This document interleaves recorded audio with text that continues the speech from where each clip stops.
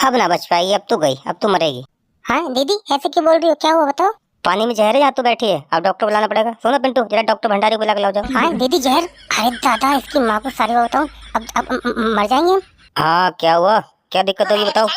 हाँ डॉक्टर साहब आइए आइए, ये सीमा है ना तो पानी में चली गई थी, देखना जरा जहर तो नहीं लगा।